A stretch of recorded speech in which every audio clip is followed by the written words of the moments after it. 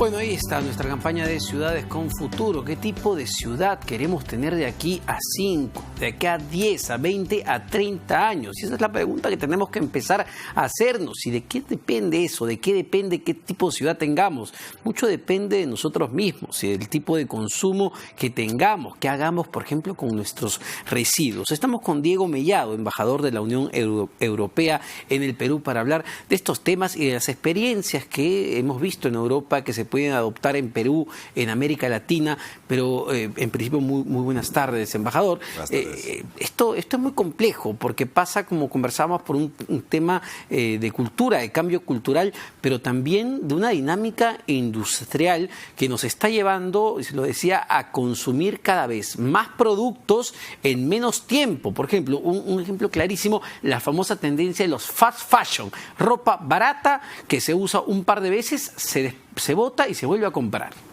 Desde luego, eso es un ejemplo muy claro, muy concreto, de un sector industrial que se ha desarrollado en base al despilfarro, hay que decirlo. O sea, se producen unos textiles, una ropa, se utiliza poco tiempo y luego va, ¿a dónde va a ir?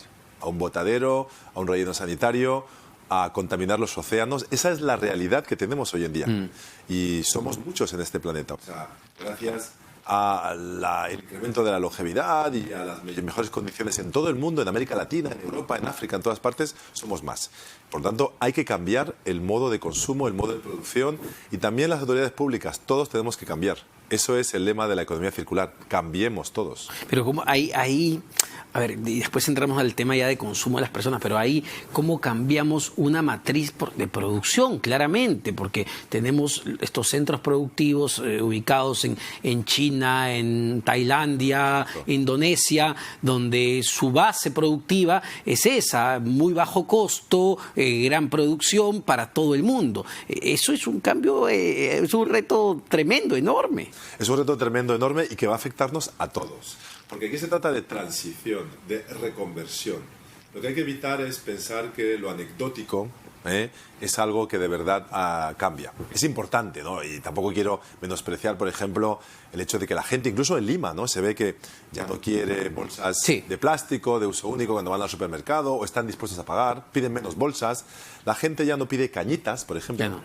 Eso está bien, pero eso no va a cambiar la situación. Lo que va a cambiar es lo que evocaba, lo que decía. O sea, que los grandes centros de producción, en países como China y otros, y también en Europa y en América Latina, cambien. Y que los hábitos de consumo también cambien. Pero a escala masiva, porque el problema es masivo.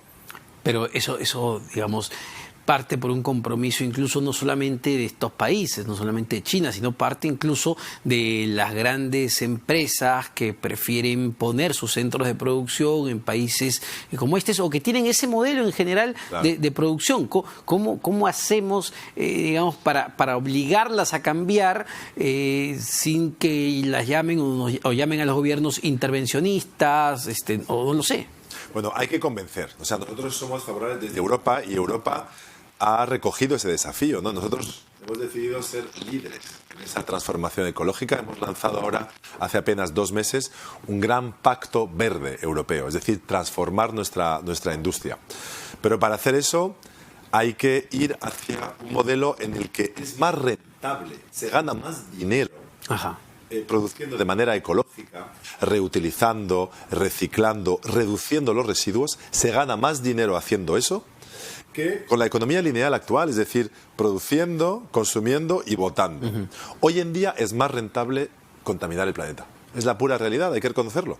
Y nosotros queremos evolucionar ese modelo. Hay que cambiar muchas cosas, la mentalidad de los consumidores, pero también de los productores, de los comerciantes y de las autoridades públicas, que no pueden incentivar las industrias más contaminantes. Hay que cambiar eso. Claro, y ahí me imagino parte mucho del propio consumidor, es decir, aquel consumidor que esté concientizado y premia justamente a las empresas que son socialmente responsables con el medio ambiente. Claro, por supuesto, ¿no? El consumidor tiene un papel muy importante. Pero una cosa es una realidad que hay que reconocer. O sea, no se le puede pedir al consumidor que tenga todo el peso Sí, claro. de la reconversión industrial sobre sus espaldas. No se puede decir la culpa es del consumidor porque consume. No, hace falta incentivos para el consumidor, claro. hace falta facilidades. O sea, Eso me parece clave. De eso vamos a hablar, embajador, volviendo de una pausa muy pequeña, sobre el tema de incentivos, ¿no? ¿Cómo hacemos para motivar a la gente a que cambie de mentalidad?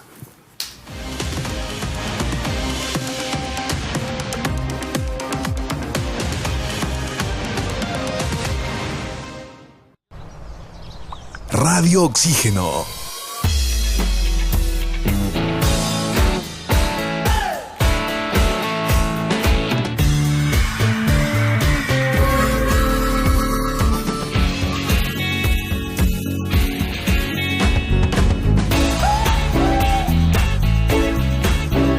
Vemos el mundo diferente porque respiramos buena música.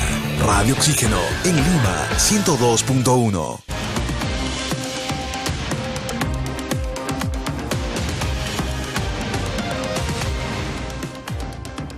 Bueno, y estamos con el embajador de la Unión Europea en el Perú, Diego Mellado, con quien estamos hablando justamente del tema de incentivos. ¿Cómo incentivamos a la gente a que cambie de actitud, que cambie tendencias de consumo? El ejemplo clarísimo me parece lo de las bolsas de plástico. Es decir, mira, si tú no te voy a prohibir usar bolsa de plástico todavía, pero si quieres bolsa de plástico, te va a costar un poco. Y cada año te va a costar un poco más. Y eso es un incentivo para dejar de usar bolsa de plástico, pero nadie quiere pagar. claro. Y hay que incorporar en el precio el valor contaminante de un producto. Es decir, si usted se lleva 10 bolsas de plástico del supermercado, ¿verdad? Pues cada bolsa de plástico son 400 años de contaminación del planeta. O sea, usted está llevándose 4.000 años de contaminación. Eso tiene que tener un valor, usted tiene que pagar. ¿Usted quiere contaminar el planeta? Pues tiene que pagar, obviamente. Pero no es el único incentivo. O sea, el precio puede ser algo prohibitivo, pero hay que dar incentivos positivos también. Claro. Es decir, hay que remunerar a aquellos consumidores que, por ejemplo, segregan los residuos, la basura en su hogar. Eso es fundamental. O sea, para que las ciudades tengan futuro, hace falta que todos nosotros estemos dispuestos a segregar. Cuando generamos residuos en casa, pues hay que poder distinguirlos, el plástico, los orgánicos, y luego hace falta que las autoridades públicas los recojan correctamente, para que no lo mezclen todo. Exacto, y es algo, embajador, que valgan verdades, no nos cuesta nada. Es decir, desperdiciar o echar a la basura un producto a determinado cesto y este producto a otro cesto, realmente no nos cuesta nada. Pero no lo hacemos porque a veces uno se olvida, no tiene costumbre de... Pero claro, si te dicen, oye, ¿sabes qué? Si tú haces esto y te está certificado, te va a venir... no sé, 10 soles menos en el recibo de agua todos los meses. Le juro que todo el mundo empieza a hacerlo. Efectivamente, efectivamente. Yo creo que es muy importante que la gente aprecie el valor que tiene ese tipo de responsabilización. O sea, usted de manera responsable segrega y por lo tanto debería tener algún tipo de ventaja.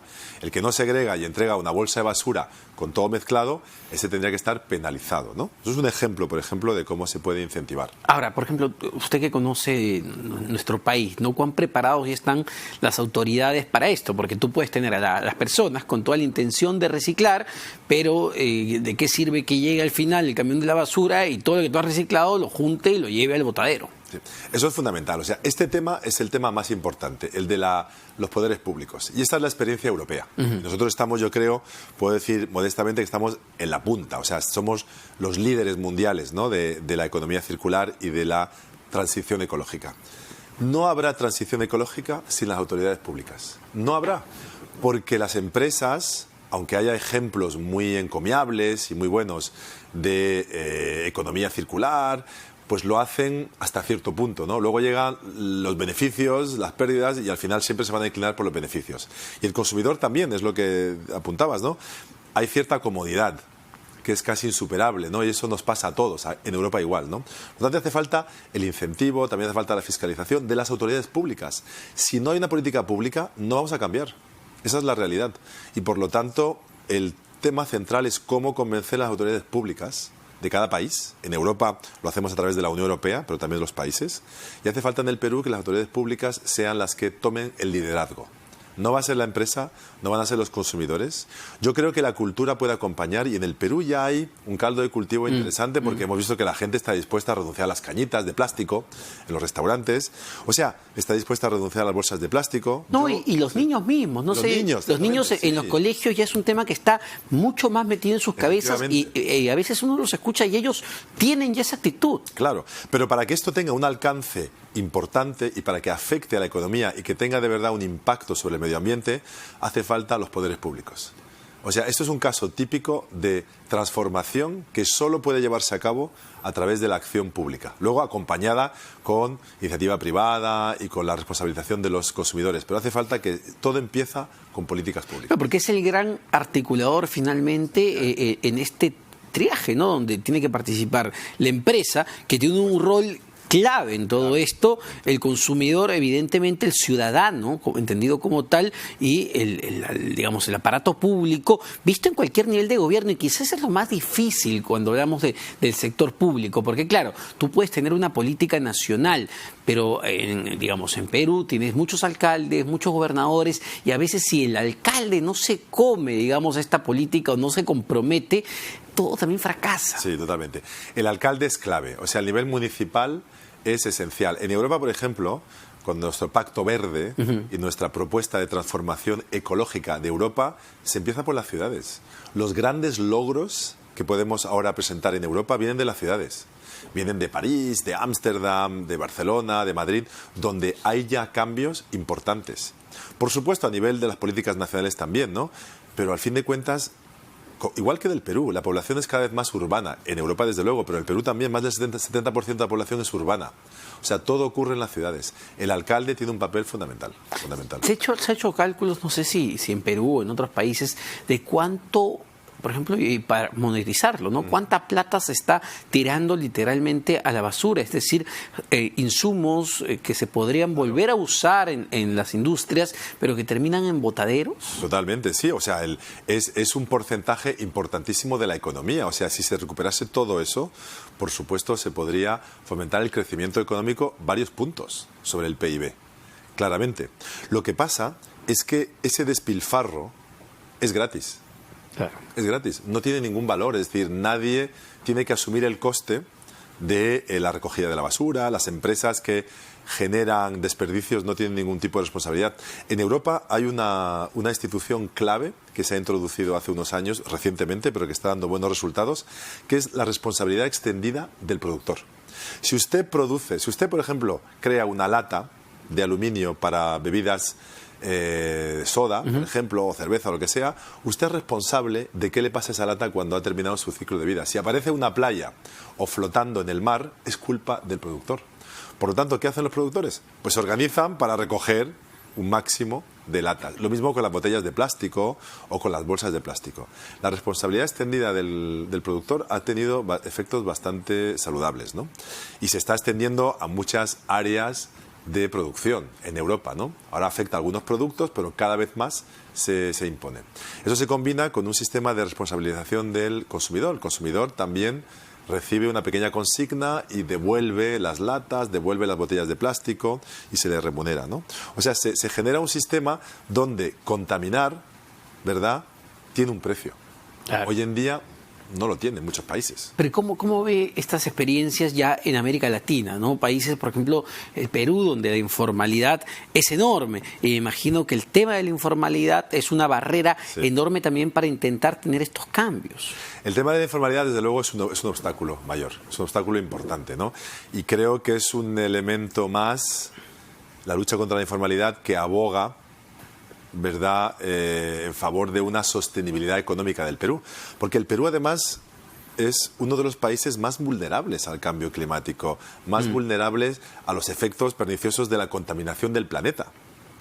Por lo tanto, aquí debería haber más interés y lo hay a nivel público. O sea, yo, por ejemplo, un dato muy importante, la semana pasada el gobierno del Perú presentó su plan de acción para la economía circular.